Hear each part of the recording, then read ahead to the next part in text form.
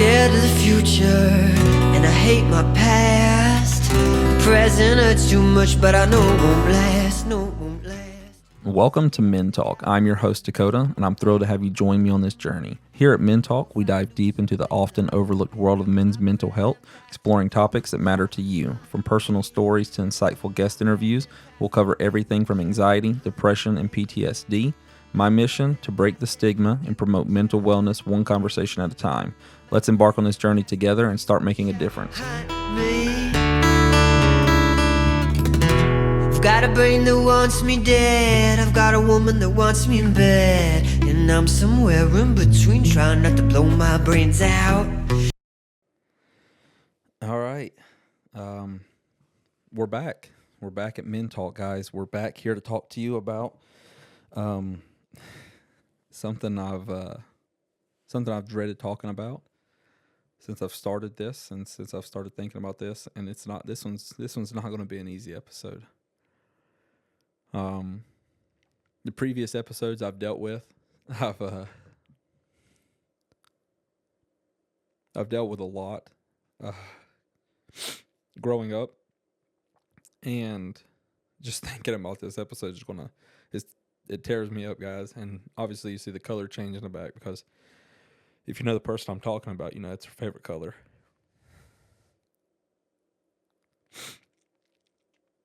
Let me tell you guys,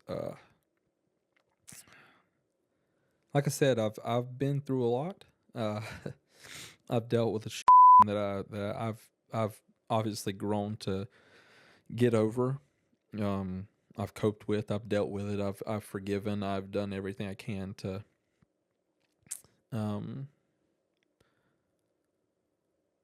I guess forget about it now. I mean, I still remember, but really forget about it. But there's something that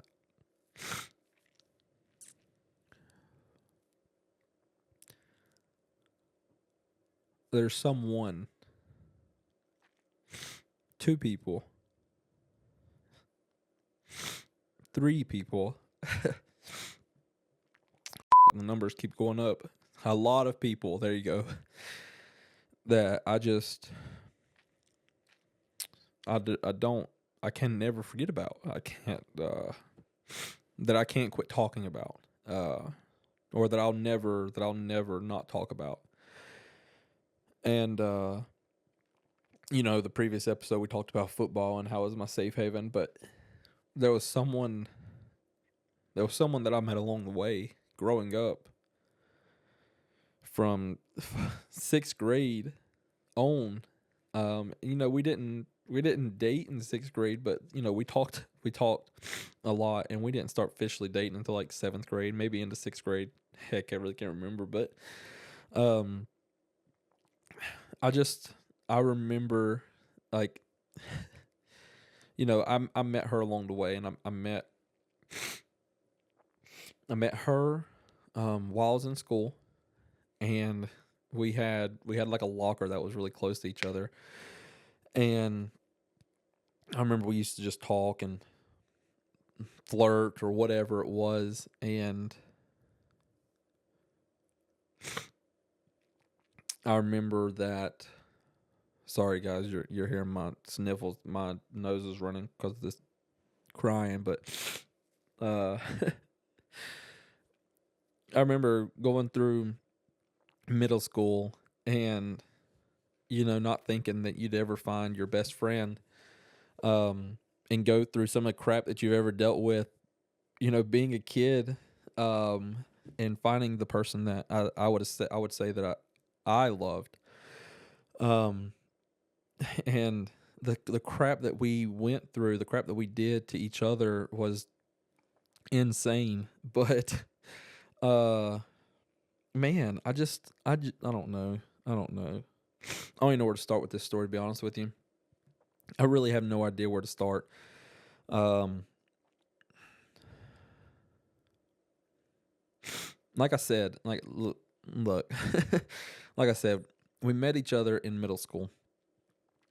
And this person that I'm talking about, if you know me and you have lived around here and you know her and her sister, and you know that what we've all went through, or who they are, everything that's happened, it's Taylor and Megan. And like I said, I met her in middle school. We're friends, flirted, nothing serious, just talked, hung out. And man, I don't know. I don't know. I don't know where to begin, Man. So I remember I remember that very vividly, and it was I don't know why this story sticks out the most and why I want to tell this one, why I want to begin it this way. But I remember for the first time, me and her started dating, and I can't remember why she stayed after school. I don't know if it was like a sport that she was wanting to play, because she really didn't play sports by any means. But I really can't remember why the first time. Like, I don't know why she stayed after school. I can't remember. And anyway, I remember that her mom was there to pick her up. And I joked about it. I was like, oh, yeah, parents love me, yada, yada. And I remember just walking up to her mom's car and I looked at her, and I remember the first words that came out of my mouth was, "Hi, I'm the guy that you hate or that you don't like." One of those two things. And her mom despised me for the longest time. And I still think she does despise me, to be 100% honest with you. I don't know, and I love her to death, and I'll still love her. I'll love her forever. But I really think that from there on, she made her decision and just wanted to hate me. And obviously there's nothing wrong with that. I was dating her daughter. I wanted to be with her daughter. And I wanted to go through,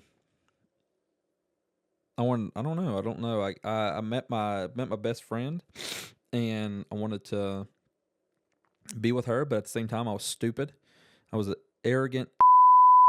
I was a stupid kid, very stupid. And me and her, and I'm never even going to blame her. I'm never going to blame her for nothing I ever did. Nothing, because it was me. It was truly me. And being in middle school, and like I said, not having a father, I didn't know how to be the respectful person I should have been. I had no idea how to be that. And me and her dated each other for the longest time throughout middle school, on and off. And it was my fault. I was stupid. I hurt her feelings, and I did stupid things that I should never did. And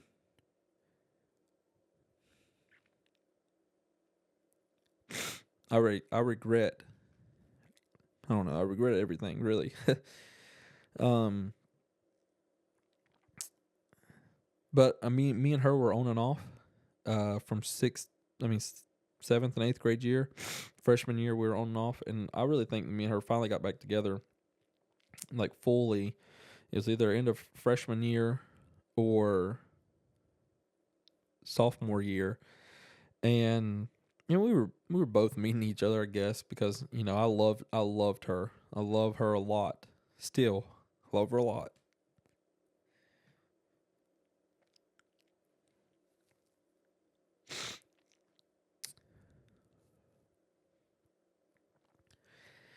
And we went through high school dating after that. Like, nothing stupid, I don't feel like. After sophomore year, we stayed together for the longest time. Still together. And we were still together for that, like, I think it was end of freshman year, if I'm not mistaken. But me and her were together from like end of freshman year to later on in like 11th grade. It was, no, senior year. Yeah, 2014. And I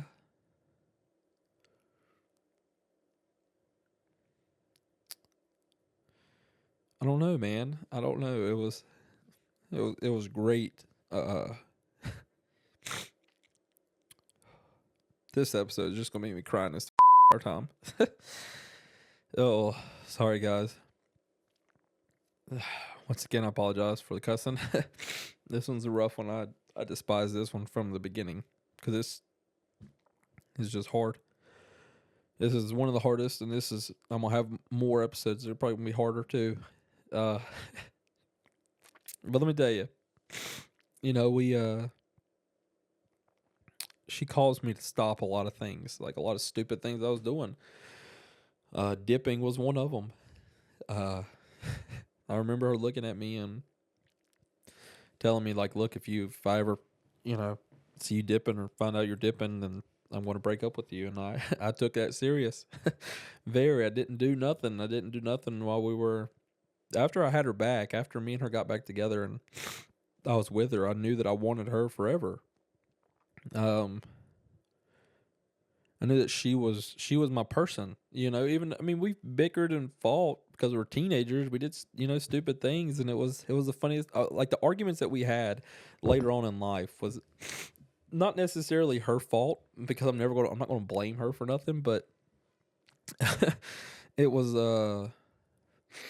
hectic, a lot of the fights that we had were nothing even serious. It was just I don't know what it was really. It was it was the dumbest things, I guess. And but I don't know. I mean, she calls me to stop a lot of stuff, to grow up, pursue football even more, even harder than what I was, and wanted me to go to college. And she always had the dream for us, not just me, but us, to go to college. And for some ungodly reason, she wanted to go to college with me. And it wasn't just she wanted us to be married. She wanted us to live together and go to school. And as I was going to school and playing sports, because she knew I could make it. She knew I could go to school. She knew that I was going to go to college to play football. That was my goal. That was our goal, to make it to school. And she wanted to be a cosmetologist. That's what she's always wanted to be.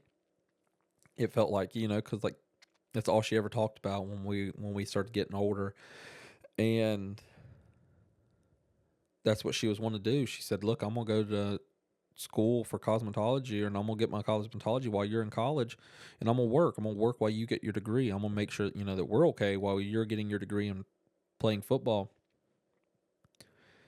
And that was the game plan. That was the game plan from the get-go. And like I said, we used to have the stupidest arguments, and like the arguments were over nothing serious. I mean, it was nothing crazy. It wasn't like, oh, hey, you're cheating, or you're talking to this person, or whatever you may be assuming. But it wasn't that. It was the aspect that she wanted to get married. She did. She wanted me to propose. She wanted us to be married, because apparently, I guess, I don't know what the rules were in college. I don't know what it was. I don't know what they are now. But if you're married, you can live together off campus, whatever it is, or however far we're going. And she wanted that because she wanted to go with me, so she can watch me pursue my dreams as I watched her pursue hers. And that's literally the argument that we had. It wasn't. That's it. It wasn't nothing else. And man, I don't know. I mean, we were together for so long. We did a lot of stupid things when we were younger, growing up, like 6th, 7th, and 8th grade, whenever. And we did a lot of stupid things. And, I met her mom, I met her father, I met her family. I experienced a lot of things with someone I had never had that with, because I was stupid and all the crap that I had went through, and I was going through. And, she stuck with me through all of it, really. And, she knew what I was going through. She knew how to talk to me. She knew how to help me. And middle school is a lot different, because at the same time, like, me and her were together, but I still wanted to do my things and be stupid. And it was crazy because, we were writing letters back and forth. We were texting back and forth and everything. And no matter where we ended up, no matter who she ended up with or who I ended up with, or where we were at in life, it was like, I don't know. It was like when we got to high school that year, and we had seen each other and we were around each other more and we were older, it was like something clicked, I guess, between not just me but her, and it was like we were inseparable. I didn't live far from her father. Her dad, Tim, was my best friend, and I still consider him to be my best friend.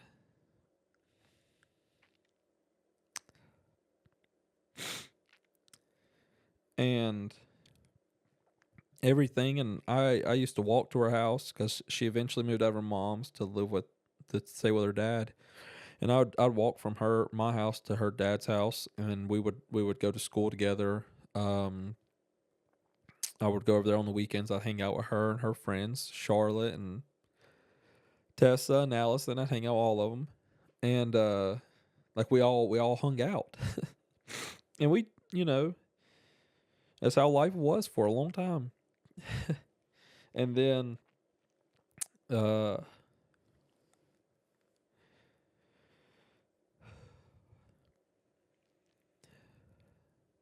I got my license.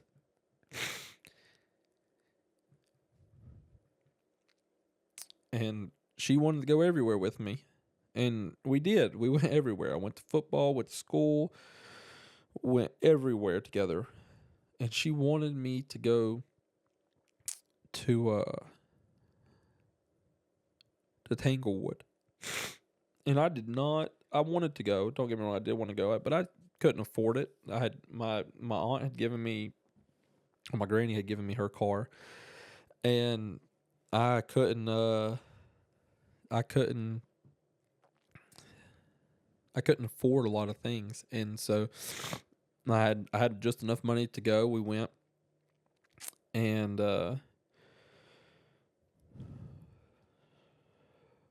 had the best time seeing lights. I mean, we did that on and off, but like we did it with her parents and her mom and stepdad, and we did that together. We went and seen like Christmas lights when they had them over in like Pilot or wherever it was where you can actually like walk through, get hot chocolate, hang out, and do all that. But we never did stuff like that. We never did this alone, because neither one of us had our license, and I had just gotten mine. Well, we had bickered that day, and I had told her, I was like, "Look, I don't have the money for it. I don't have the money to go." And I remember that, and she's like, "It's okay. We're taken care of." And man, let me just backtrack. Let me get to different stories because this one's hard to talk about in general. But I remember I got my license, and I remember that I had come over to her house, and I remember driving. I just want to tell this funny story because this just tells you the type of person her father is, and he is the greatest man alive. And I look at him like he's my dad, because I didn't have a dad, so I look at him like he's my father. And still to this day, this man is my best friend, no matter what. Like, he'll always be my best friend.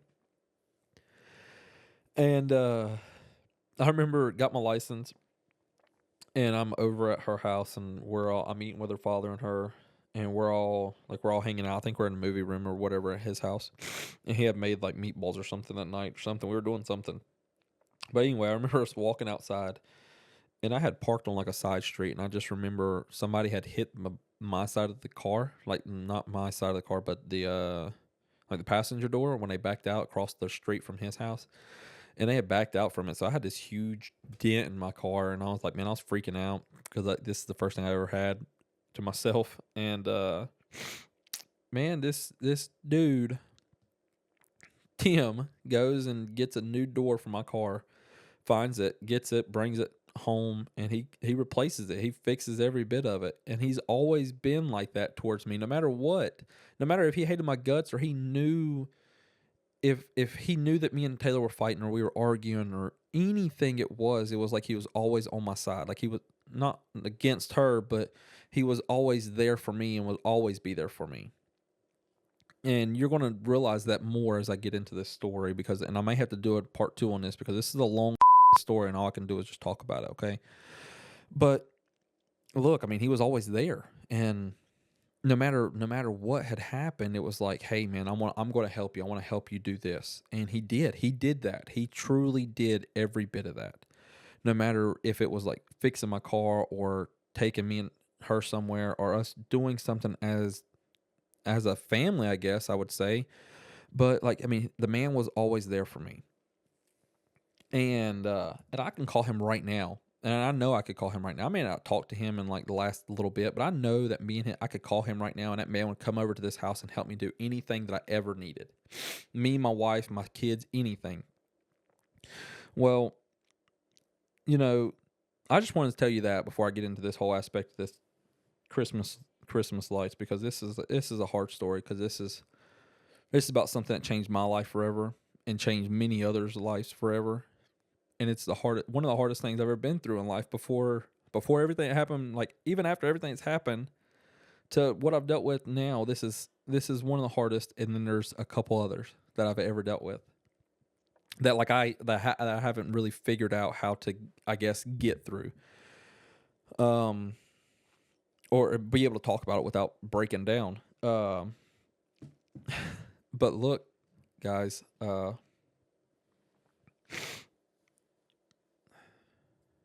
look, I want to cut this episode short. This one's coming out to like 27 minutes or whatever it is, but I want to cut this episode short because I want to have a full time frame to explain everything that happened. I want to talk about it and what's coming up next. And I hate to do this to you guys. I really do, because I want you guys to hear this, but I want to have my full 25-30 minute time frame to be able to talk about the wreck, me finishing out high school, me going to college, people that were there for me, her father, her mother, my family. And I want to have a full episode. I want to have a full episode talk about it. Instead of just me having a short period and cutting it short and not talking about anything else. Okay. So, look, I'll finish this. And like I said, I'm going to start back with the wreck. So that way you guys are okay with it. And you know from there what I went through, and how I'm handling it, how I've dealt with it, and who I have here to help me now, and who has truly been my saving grace after everything as well. So I want you to really, I just want to be able to explain that to you guys. But like I said, hey, look, if you ever need anything, just reach out to me. I'm gonna go ahead and end that. See you.